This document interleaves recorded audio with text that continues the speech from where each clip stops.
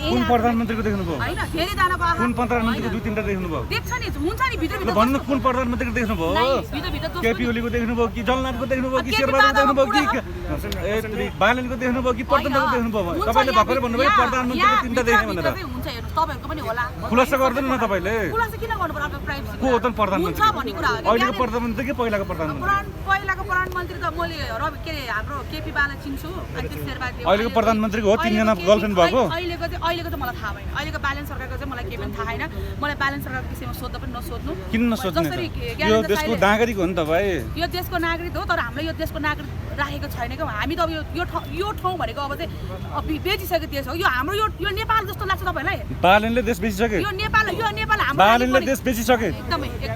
कहाँ लगेर बेचे भन्नु त ल कहाँ लगेर बेचे त्यो त भोलि थाहा हुन्छ अहिले बिना प्रमाण नबोल्नु न हामीले तपाईलाई प्रमाण सहित बोल्दा फेरि तपाईले ज्ञानेन्द्रले सही बोले भन्नुहुन्छ बालनले के रे यो देश बेचेको प्रमाण दिनुहुन्छ त तपाईहरुलाई चाहिदिनु उला गरेर जुत्न लाउनु पर्यो त्यो जवानलाई गर्नु तपाईले बोलेको कुरामा हामीले प्रश्न गरिरहेछौँ क्या हैन जवाफ दिनुको लागि जब आफू चिप्लिनु हुन्छ नि अनि त्यसपछि भ्युज भनेर चाहिँ उस भन्नुहुन्छ क्या चिप्लेकै छैन के सर म चिप्लेकै बालनले देश कहाँ बेचे त्यो भन्नु नि त यो देश बेचेको हैन कहाँ बेचे त नि भन्नु न प्रमाण दिनुस् न अब बिस्तारै देख्छ नि त बिस्तारै बरु ज्ञानेन्द्र साईले बोलेको प्रमाणमा तपाईलाई दिन सक्छु लाइभ उहाँले बोलेको होइन मेरो घरमा केही होइन उहाँले फेसबुकमा बोलेको कुनै होइन केही होइन तपाईले बालनले देश बेचेको चाहिँ प्रमाण दिनुस् क्या तपाईले कुरा मर्दै हुनुहुन्छ क्या ज्ञानेन्द्र साईको कुरा छोड्नुस् अब बालेन्द्र शाहले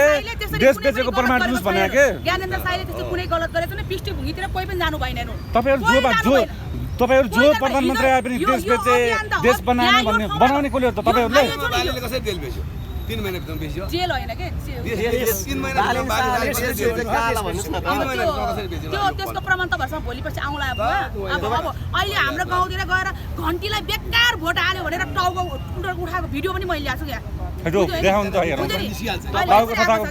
सरबाजी तपाई पनि यही देशको नागरिक हामी पनि यही देशको नागरिक तपाईले बालन सरकारले चाहिँ देश बेचेको कहाँ देख्नु भयो हामीले चाहिँ देखेन यो कसरी भन्नुस् न तपाईले कसरी अब महँगी कति बढ्या देख्नु भयो होला नि महँगी कति बढ्या यो महँगी भन्ने कुरा चाहिँ कस्तो अब हाम्रो स्कुल बच्चाहरुको स्कुल के भन्नु भयो उहाँले पैसै लाग्दैन अब तपाईहरुको भन्यो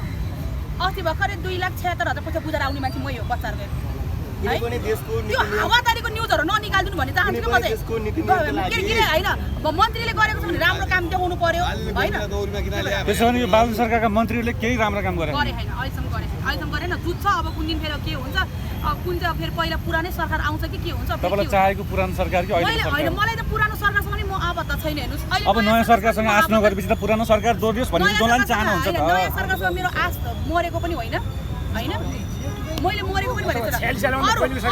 अरू मान्छेहरू छ त्यहाँ राम्रो व्यक्तिगत छ त्यो मान्छेहरू अगाडि बढ्नु पर्यो भनेको मात्रै हो मेरो त्यसो भने अहिलेका मन्त्री काम नभए राजसभामा राम्रा व्यक्ति को रहेछन् तपाईले पहिचान गर्नु हेर्नु त अहिले त के रे बालनको पुलिस होइन भन्दा पनि बिचारा प्रहरीहरूलाई कारबाही गर्ने यस्तो पनि हुन्छ बालनको पुलिस भनिदिनु पर्ने अब हामीले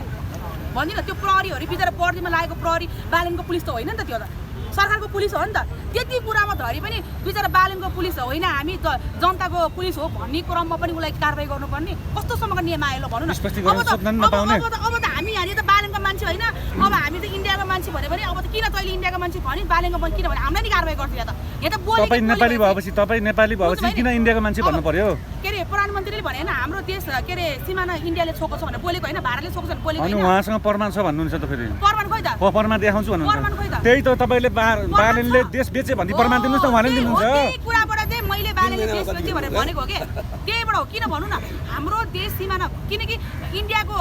जुन मन्त्री हुनुहुन्छ नि हाम्रो के मन्त्री हुन्छ नि उहाँ के हो नाम नरेन्द्र मोदीले धरि पनि बोल्नु भएको छ प्रधानमन्त्री हुनुहुन्छ उहाँले धरि पनि भन्नु भएको छ तपाईले प्रमाण दिनुस् बालन साहबहरुले उहाँले धरि बोल्नु भएको छ के त्यसो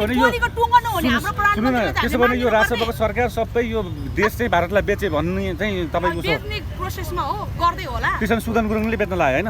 तपाई सुदन गुरुङको एकदम फ्यान हो हामीलाई थाहा छ सुन सुदन गुरुङले यस्तो काममा इन्भल्भ छैन सुदन गुरुङले जेल हाल्छ त्यही सरकारमा हुने नहुने सरकार त्यो त उहाँको मिल्दैन के कस्तो कुरा गर्नु भएको सरकार त हुन्छ नि एउटै मिल्छ त उनीहरु जस्तो कि सल्लाह बैठक चाहिँ हुन्छ नि त एउटै घरको दाजुभाइ मिलेको देखेछ तपाई आफ्नो घरको दाजुभाइसँग मिलेको देखेछ ए त्यसो भने बालनलाई निकालेर अब प्रधानमन्त्री सुजनलाई बनाउनु पर्यो हैन त त्यसो भने सुगन गुरुङलाई त टिओबी भनेर विभिन्न आरोप लाग्छ अब त्यो मलाई त्यही ज्ञानेन्द्रले भन्यो मैले त के भनेको भने अस्ति पनि मैले के अरे ज्ञानेन्द्र साईको भिडियोहरू अघि पनि हेऱ्यो अघि बिहान पनि हेर्दाखेरि चाहिँ उहाँले कसैको नाम तोकेको छैन है यो साइबर ग्याङहरू भने छ यहाँ फेक आइडीबाट अर्कालाई गाली गर्ने बेइज्जत गर्ने त्यस्तोहरूलाई चाहिँ कारबाही गर्नु पर्यो क्या ज्ञानेन्द्र साईले के भन्यो भने हामी टिओबी ग्याङ होइन सहकारी ठग होइन हामी सिंहदरबार जलाएर होइन भने नाम नतोकिने साङ्केतिक रूपमा त जनताले त त्यही बुझ्ने भयो अब त्यो बुझ्ने हो त्यो त उहाँहरूको कुरा हो नि त त्यो त उहाँहरूको कुरा हो क्या उहाँले के बुझ्नुहुन्छ जनताले के जो जनताले बुझेर पनि के हुने हो र नबुझेर पनि के हुने गाली मात्रै गर्ने हो जनताको काम भनेको होइन यसरी मोबाइल उठाएर यसरी मोबाइल पत्रकार हो कि होइन यसरी मोबाइल उठाएर बसेको छ यस्तो यस्तो मान्छेहरू पछाडि हेर्नुहोस् त्यो कारणले गर्दा यो जनताको कुरा हामीले तपाईँले यो बुम साथेको र यता हामीसँग भएको पत्रकार भन्नुहोस् न अर्को भन्नुहोस् न तपाईँले जवाब दिने हो क्या पत्रकारको